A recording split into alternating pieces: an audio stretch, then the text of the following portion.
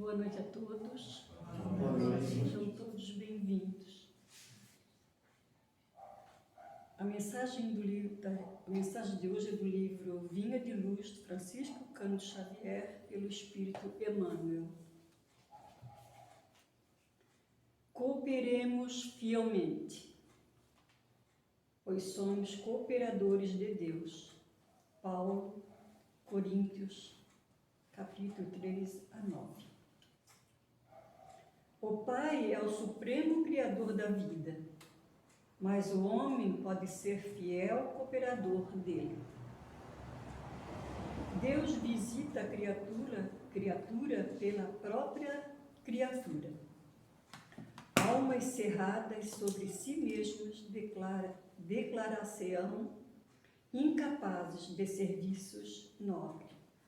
Afirmar-se-ão empobrecidas ou incompetentes.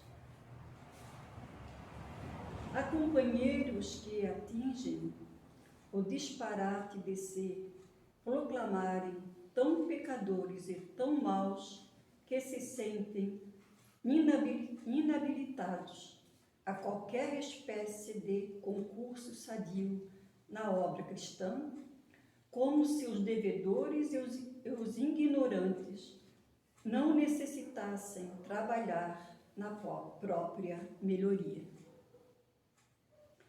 As portas da colaboração com o Divino Amor, porém, permanecem constantemente abertas e qualquer homem que, mediana razão, pode identificar a chamada para o serviço divino.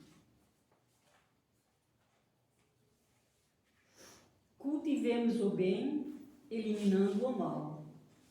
Façamos luz onde a treva domine. Conduzamos a harmonia às zonas em discórdia. Ajudemos a ignorância com o esclarecimento fraterno. Seja o amor ao próximo nossa base essencial em toda a construção do caminho evolutivo. Até agora, temos sido pesados à economia da vida, filhos perdulários ante o orçamento divino, temos despendido preciosas energias em numerosa existência, desviando-as para o terreno escuro das retificações difíceis ou de cárceres expiatórios. Ao que nos parece, portanto, segundo os conhecimentos que possuímos por acréscimo da misericórdia, já é tempo de cooperarmos fielmente com Deus no desempenho de nossa tarefa humilde.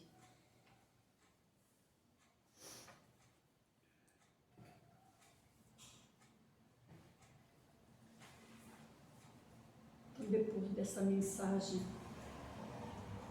foi passada por cada um de nós, vamos acalmar nossos pensamentos, nossos sentimentos, aproveitando essa harmonia desse ambiente e agradecer a Deus dessa oportunidade de estarmos aqui. E levemos o nosso pensamento a Deus, o Criador, a Jesus, o nosso mestre e amigo. Façamos a oração que Ele nos ensinou. Pai nosso, que estás no céu, santificado é o teu nome, venha o teu reino, seja feita a vossa vontade na terra como no céu. Pão nosso de cada dia nos dai hoje, perdoa nossas dívidas, assim como perdoamos os nossos devedores. Não nos deixes entregue às tentações e livrai-nos de todo mal. E com essa prece, nós damos por aberto a palestra doutrinária da noite de hoje. Que a espiritualidade amiga abençoe nosso irmão Alexandre. Que Deus te abençoe.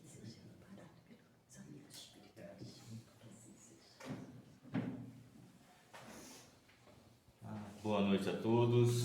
Boa noite. Agradecer mais uma vez nós estarmos aqui, missionários, essa casa que nos acolhe, que nos auxilia, que é fundamental nas atividades da nossa casa no movimento espírita. Agradecer a confiança e a oportunidade de trabalho que nos dá, oportunidade de que saiamos um pouco do círculo da proposta que nós temos feito, de Evangelho, capítulo a capítulo, e retornamos a estudar sobre um outro ângulo, aquilo que é nos pedido, sugerido para que a gente venha expor para vocês. Porque, e é fantástico a gente sempre falar sobre o Evangelho ele nos deixa muito à vontade em falar. Acredito que para o expositor o Evangelho ele é uma bênção também para a gente estudar e falar. Porque nada de novo nós temos a dizer a respeito do Evangelho. O Evangelho ele narra a história do ser mais perfeito que aqui esteve, então não temos nada a acrescentar. O que a gente vai dizer de novo sobre o Evangelho?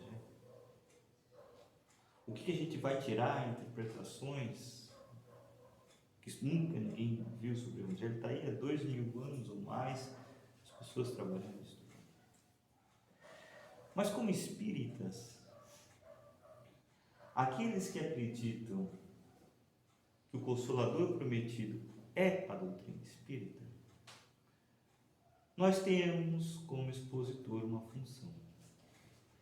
A gente veio divulgar a doutrina. E o que a doutrina veio a fazer sendo o Consolador prometido?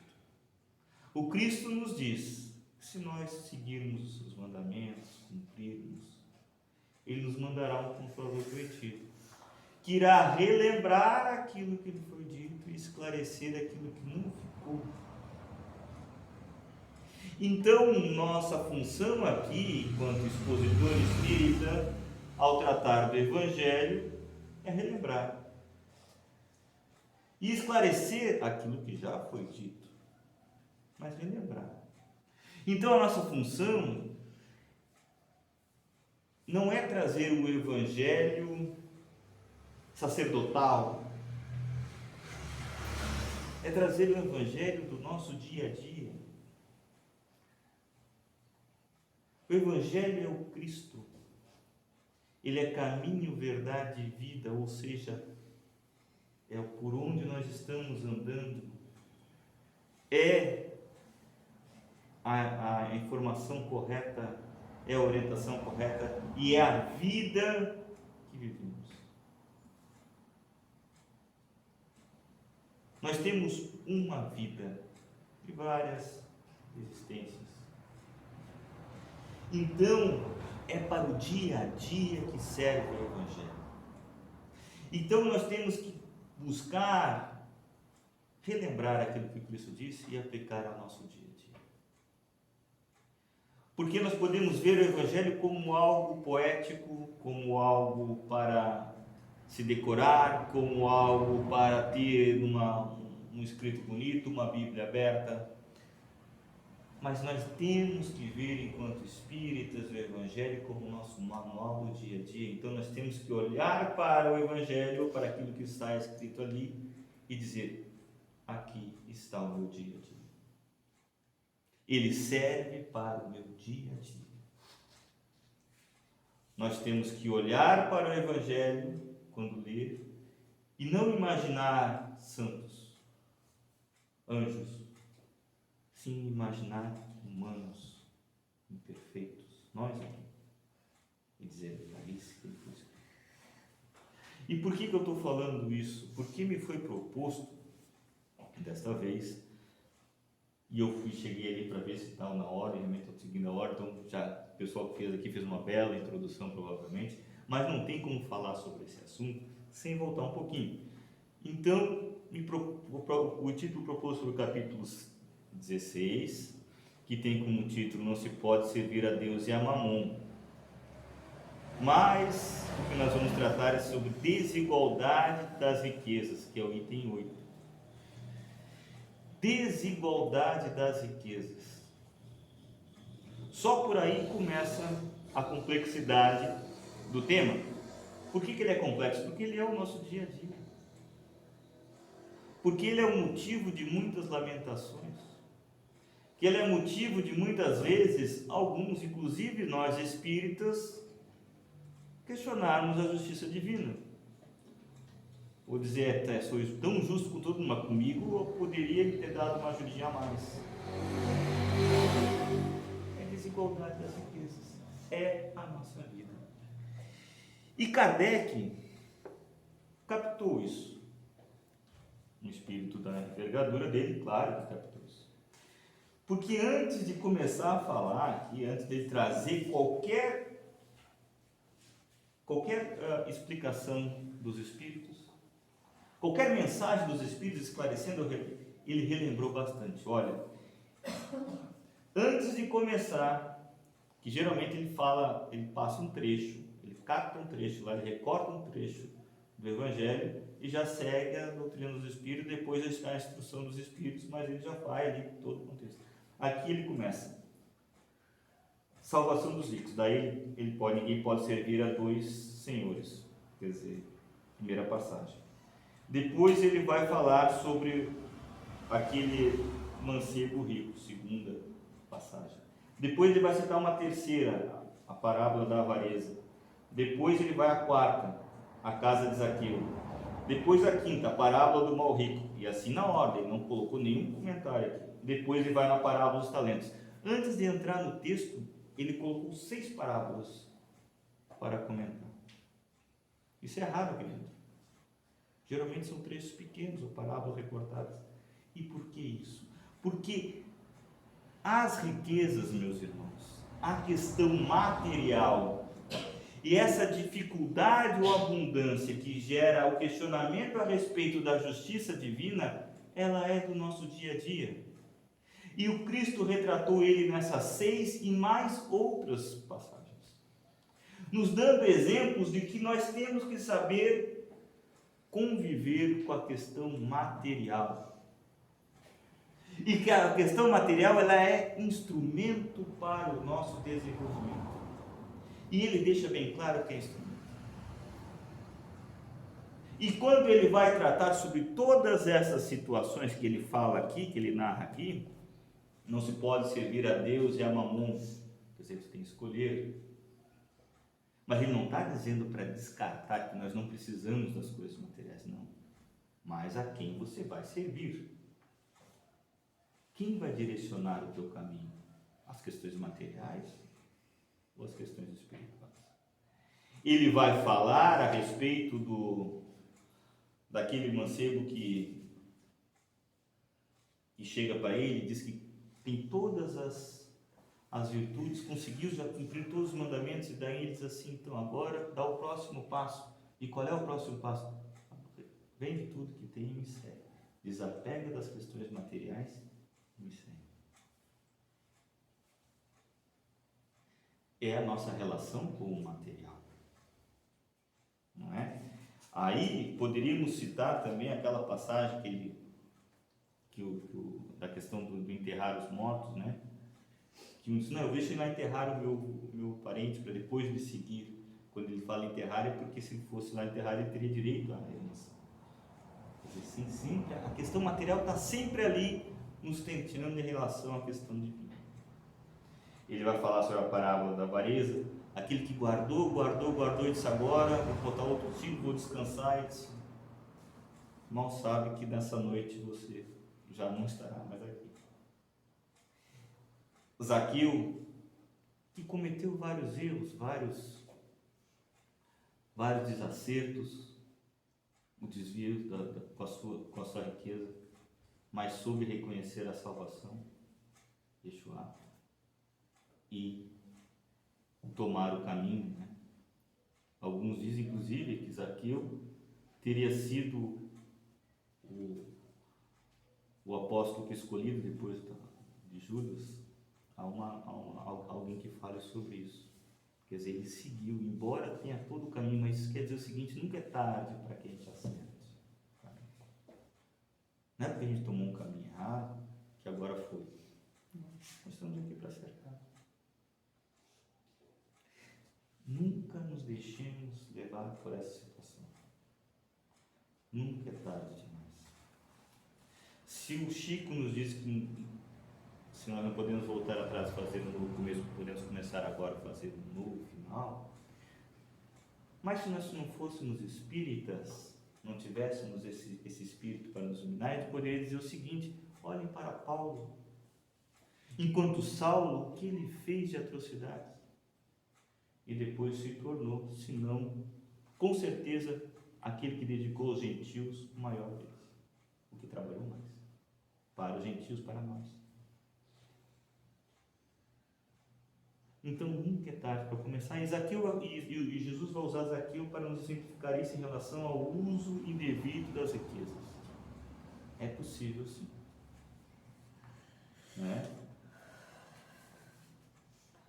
A parábola do mal rico, e aí ele é aquele que o Lázaro se alimentava das migalhas do chão dele, e aí, quando ele se depara do outro lado, essa parábola para mim, essas aqui é uma das mais emblemáticas para esse assunto.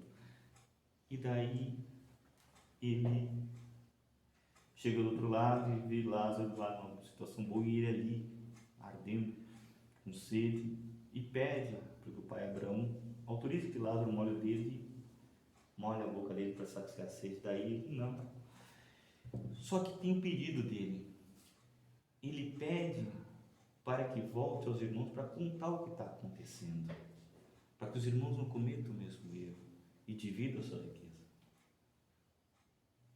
Mas aí vem a outra mensagem. Ele já tem Moisés, tem os profetas. Se eles não acreditam em Moisés e nos profetas, eles vão acreditar em Lázaro. Isso não adianta nada. Então o que existe é consciência do nosso dia a dia. Não precisamos de um evento fantástico para entender isso, não é? E aí a parábola dos talentos, e a gente vai começar a entrar agora na divisão das riquezas. Tá? Então, a divisão das riquezas, meus irmãos, na parábola dos talentos, o Cristo pega o exemplo de 3, ele dá 5 talentos, outro 2, e outro 1, outro 3, outro 1, como que seja. Veja bem que ele dividiu de maneira diferente a riqueza. Vamos pegar agora esse recorte da parte material. Ele não deu para todos o mesmo número de talentos. Divisão desproporcional da riqueza. Mas por que ele deu de maneira diferente para cada um? Para que um ele deu 5, outro ele deu 2, outro ele deu 1? Por que ele não deu para todos, já que todos são filhos de Deus, todos são irmãos do Cristo? Por que ele não deu para todo mundo o mesmo número de talentos? Não seria justo dar para todo mundo o mesmo número de talentos? Não. Porque alguns têm capacidade, e já desenvolveram capacidade de multiplicar aquela quantia. Meus irmãos, há uma questão que não é só de cunho do dia a dia. Uma coisa é tu conquistar riqueza. A outra coisa é tu manter o que tu conquistou. E a outra coisa ainda é tu multiplicar o que tu conquistou. Muitos não têm capacidade de ter muito porque não sabem administrar. Isto não é uma questão de discriminação, e nem muito menos talvez seja merecimento, mas é questão de justiça. Aí sim é justo, porque eu vou entregar para aquele que vai ter condições sim de administrar e frutificar. Mas não vou deixar aquele que não a tem nessa proporção sem, eu vou dar a oportunidade para ele administrar e multiplicar um pouco. Por mais que nós tenhamos a diferença e tenhamos exceções, nós vamos buscar como regra, não é a pessoa que tem o seu escritório ou o seu negócio pequeno, ele e ele mesmo, que administra e dá sucesso naquilo, então eu vou dar um pouco a mais e ele vai crescer. Agora, se eu der para ele uma multinacional com 10 mil funcionários e uma complexidade de bolsa de ações, ele quebra. Não tem como. Falta capacidade de sustentar a riqueza que recebe. E é para aí aquela prova se torna desumana. Como é que eu vou dar para uma pessoa que não tem sustentação um peso maior que ele pode carregar? Ele vai falhar na prova. Ele não vai conseguir multiplicar. Ele não criou alicerce para aquilo. Então, é isto que Kardec vem nos dizer sobre a desigualdade de riqueza. Que não há possibilidade de nós termos uma igualdade absoluta, e a pergunta é por que não são igualmente ricos todos os homens? Não são por uma razão muito simples, por não ser igualmente inteligentes, ativos, laboriosos para adquirir, nem sábios e providentes para conservar. E Kardec vai dizer a outra coisa que é uma verdade do nosso dia a dia. Meus irmãos, se a gente repartisse igualmente e desse uma quantidade X, sei lá, R$1 milhão para cada um de nós que estamos aqui na sala, provavelmente uns multiplicariam isso em muito e outros daqui a pouco tempo teriam com dívidas maiores do que tem hoje. Isso é uma da natureza nossa. Então muitas vezes a gente olha e sente que não, por que fulano tem essa condição e eu não a tenho? Deus é justo e bom, Deus, e Ele sabe da tua capacidade. E se Ele lhe der aquilo mais, você vai cair. Porque, meus irmãos,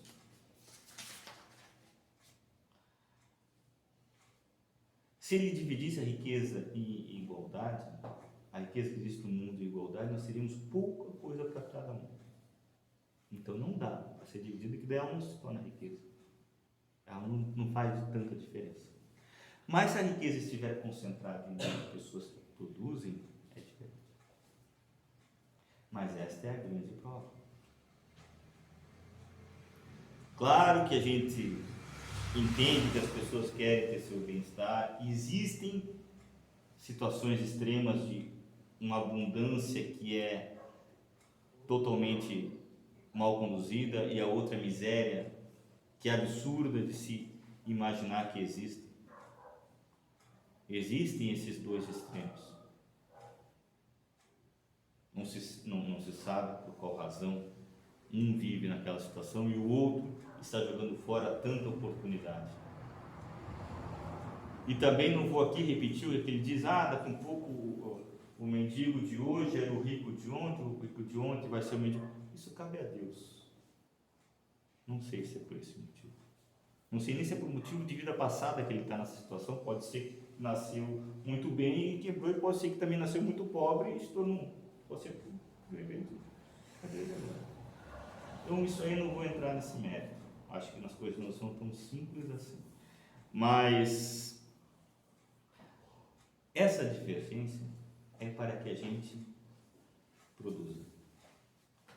A ausência de riqueza é para aquele que vive nessa situação, trabalhe e desenvolva a perseverança, a luta, o estudo, as virtudes que fazem ele ter vontade de sair daquela situação. E aquele que está naquela condição melhor, essa prova talvez seja a das mais difíceis.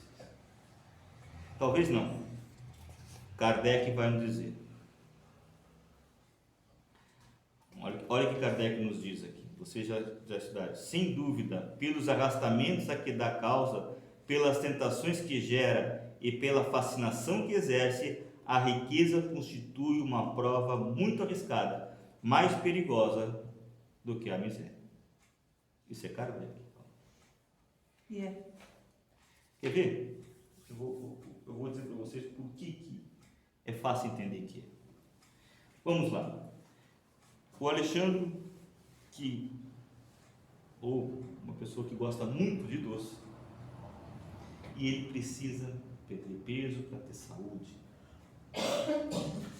Aí se ele vive numa situação que ele não vê, não passa por nenhum lugar que vende doce na frente dele, no trabalho, para o colégio, de ida para o trabalho, para o colégio, e ele diz, eu vou ficar aqui e não vai ter tentação nenhuma, durante um bom tempo ele vai, pela ausência, vai se educando, vai passando a tentação e vai conseguir, se ele conseguir perseverar naquilo, vai ficar fácil. Esse é o que não tem. Esse não vai ser tentado a gastar, investir mal na sensualidade, no jogo, nos entorpecentes. Ele não tem. Pode cair por outros problemas, é só. E agora, a mesma pessoa tem dinheiro suficiente e tudo quanto que ele passa, tem 10 lugares que vende doce para ele. E ele com aquela vontade danada e com dinheiro para comprar. Meu irmão, não vai durar muito tempo, se ele for muito perseverante. Então a perseverança dele tem que ser maior para ele não cair na tentação. É mais ou menos isso que Kardec vai nos dizer. Olha, pelos arrastamentos, por toda a tentação que está sujeita, Kardec vai dizer a tentação do rico, a prova do rico, ela é mais difícil. O problema é que nós não reconhecemos isso. Embora a gente repita aquela frase que é mais fácil camelo passar pelo buraco da agulha do que o rico entrar no reino dos céus, primeira coisa, é mais fácil, não é impossível. É mais difícil, quer dizer, mas não é impossível. O difícil e o impossível são duas coisas diferentes. Então tem muita gente que olha e maldiz pessoas que têm a posse, porque você não vai entrar no reino dos céus. Não é. É difícil, mas não é impossível. Mas a situação da riqueza e da pobreza, ela se torna, a riqueza ela se torna difícil pela sua natureza de produção. Quando nós olhamos para as pessoas que têm valor econômico, têm dinheiro, têm poder, é muito fácil a gente criticar. Geralmente a gente se sensibiliza menos com a dor. Nós olhamos lá para aquela pessoa, mas também está com depressão, ou está numa situação dessa, mas com todo aquele dinheiro, com tudo aquilo que tem. Não dá vontade de ir lá e abraçar e ficar. As pessoas não têm essa. Na sua maioria. Mas quando a gente vê uma pessoa passando necessidade material ao nosso lado, a gente tem esse concurso. Por que a gente acha que a dor deste é maior que a dor?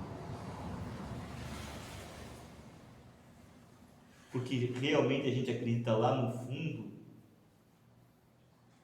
que a quantidade material que a pessoa tem uma proporção com a felicidade que ela tem. Que a gente pressupõe que quem tem condições e tem poder tem mais felicidade do que quem não tem. Porque os dois estão em depressão. Por que uma depressão nos traz mais sentimento de dor? Por que a gente não reconhece naquele que recebe essa missão danada da riqueza? Pessoas como a gente vê na história, ou mesmo aqui, uma pessoa se toca a ser empresário. Meus irmãos, muitas vezes são 300, 400, 1000 famílias que dependem das decisões que aquela pessoa toma. e se ela errar vão ter 300 famílias passando fome. Uma pessoa dessa que tem um mínimo de consciência do seu lugar na sociedade, vocês acham que é fácil para ela deitar a cabeça no sabendo que se no outro dia tiver um problema, pode ser que aquela empresa dele quebre e aquelas famílias todas que ele vive no dia a dia não tem o que comer. Mas muitos recebem valores e, em vez de tentar fazer frutificar e produzir, vão investir. Bom, se eu tivesse dinheiro, eu botava lá no investimento e ia curtir a vida. Pois é. Aí sim. Muitas vezes nós olhamos para a pessoa que comprou, sei lá, o celular. Eu estou fazendo uma provocação para a gente ver se a gente não pensa assim. Porque a gente pensando assim, a gente está pensando de uma maneira diversa do que está dizendo aqui. A gente está acreditando sim que dinheiro faz parte da felicidade. E não é por aí. O dinheiro é o objeto. Tu se torna talvez feliz com ele ou infeliz com ele. Tu te torna confortável com ele ou tu vive numa solidão danada com ele. Porque muitas vezes quando se olha que aquela pessoa que, poxa, ela comprou, para que comprar aquele celular? Aquele celular lá, olha só, dá para comprar quase um carro com um celular daquele. Meu Deus do céu, só para ostentar. Mas eu pergunto, a pessoa que fala isso, eu só falei de celular porque é uma coisa que eu vi aqui, mas ela está dizendo assim, o certo realmente é ter o celular mais simples possível. Tá, vamos lá.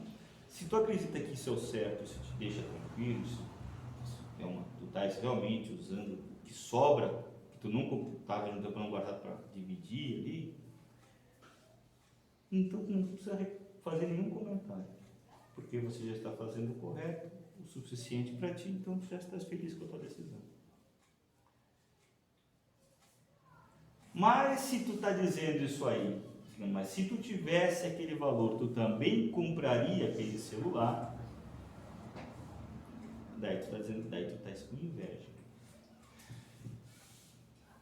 No fundo, tu queria ter um celular daquele também. Então, olhar para a situação, tanto da pobreza quanto da riqueza, sem a empatia de saber que todos estão passando por dificuldades, todos estamos no mesmo barco.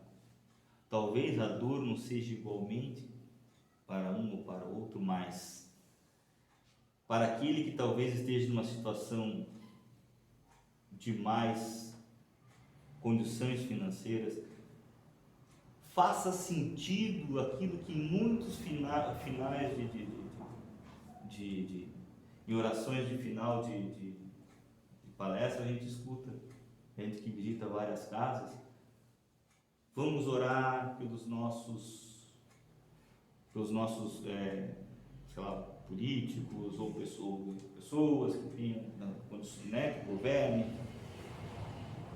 Faz sentido, porque nós temos que orar, a dificuldade deles é bem grande. Eles lidam com poder mesmo, com dinheiro mesmo. E a facilidade de escorregar isso aí é muito grande. Kardec vai dizer, essa prova é mais danada. E sabemos que se eles conduzirem bem, nós estaremos sendo beneficiados também por isso.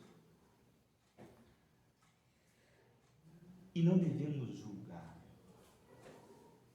E nem olhar o espírita, muitas vezes, como diz, o espiritismo é fantástico, o espírita nem tanto. O espírita, eu já ouvi muitas vezes de muitos espíritas olharem para uma pessoa em dificuldade e dizer, esse deve ter sido milionário na outra vida e agora está passando porque realmente merece estar ali.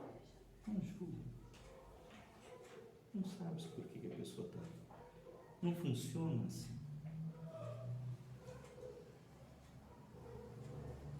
Olhe com empatia.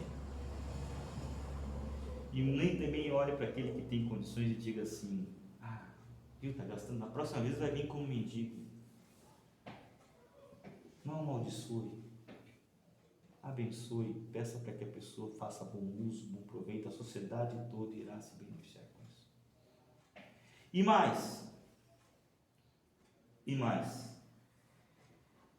não temos o direito de julgar, porque a gente pode estar sendo muito leviano. Imagina a situação daquele que julga uma pessoa que tem posses, e aquela pessoa que tem posse está fazendo exatamente o que o Cristo disse para fazer. Não saiba a tua mão esquerda o que faz a tua mão direita. E se ele é um desses? Olha a pequenez que nós estamos. E existem muitos, tá? Muitos que beneficiam muitas entidades e realmente não aparecem. E muitas vezes são julgados. Então não façamos isso. Entendemos que há dificuldade em tudo, que há diferença em tudo, porque uma diferença é que ajuda a polir o outro, ajuda a dar oportunidades ao outro. E se todos nós formos bem na nossa prova, logo a regeneração estará em plena atividade. Agora, se um falhar, falhem todos. Sabemos que existem essas diferenças e são